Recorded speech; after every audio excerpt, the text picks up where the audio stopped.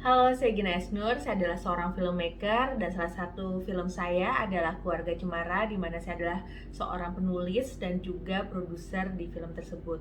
Dan saya adalah penggemar dari Arswendo Atmowiloto dan saya amat bersyukur sekali di tengah rasa kehilangan gak ada lagi Mas Wendo, ada buku Bersyukur Tanpa Libur ini.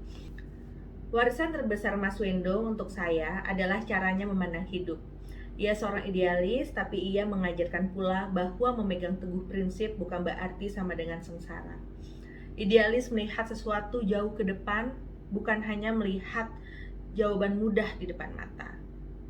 Lalu bagaimana kita bisa bertahan dengan idealisme yang bisa dibilang gila atau nekat itu? Jawab Mas Wendo, bersyukur tanpa libur. 3 kata itu kini bagai mantra dalam hidup saya. Di dalam buku ini ada catatan-catatan kecil yang saya yakin itu catatannya Mas Wendo. Karena begitulah tabiat Mas Wendo sebagai seorang penulis, dia selalu menuliskan catatan-catatan kecil sebelum catatan kecil itu menjadi catatan besar.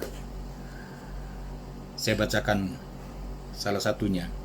Bersyukur itu lega, tidak cemas, tidak lagi dibalut rasa takut, tidak berputar-putar dengan mencari alasan. Pak Ando kelelehan tapi serius, dan pesan itu selalu sederhana. Pokoknya cuma meminta saya jadi orang yang jujur. Jadi ketika pertama kali saya dapat tugas dinas luar kota, saya ditugasi meliput Hari Pers Nasional di Makassar, sehingga saya bisa liputan sampai Toraja. Itu pertama kali saya disuruh tugas di luar Pulau Jawa, dibawain duit banyak. Cuma Pak Ando bilang, jujur aja, nanti kamu apa yang kamu gunakan, kamu laporkan apa adanya. Jangan sekali-sekali menipu saya. Cuma itu. Dan saya nggak tahu mau menulis apa, juga nggak tahu, suka-suka saya. Hai, saya Di Lestari, saya seorang penulis, dan saya akan membacakan sebagian dari tulisan saya yang termuat dalam buku Bersyukur Tanpa Libur, Catatan Kehidupan Arswendo Atmowiloto, yang diterbitkan oleh Gramedia Pustaka Utama.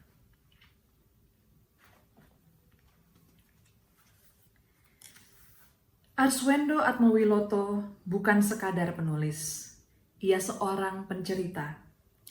Yang diwariskan oleh pencerita bukan hanya gagasan dan rangkaian kalimat indah, melainkan kehidupan yang nyaris komplit. Kehidupan yang immortal meski penciptanya dibatasi ruang dan waktu. Sebagai pencerita, Arswendo telah meninggalkan warisan yang amat kaya. Pencapaian seseorang tentu bervariasi, unik, dan tak bisa dibandingkan. Barangkali saya tidak pernah bisa seproduktif dan sehebat seorang Arswendo Atmowiloto. Namun, sungguh bangga kami bisa berada di setapak yang sama. Di setapak yang tampak sunyi dari luar, tapi riuh di dalam. Keriuhan yang memerah pikiran dan menguras emosi, sekaligus menjadikan semangat hidup kita menyala-nyala.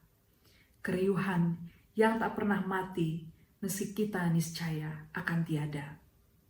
Di setapak para pencerita.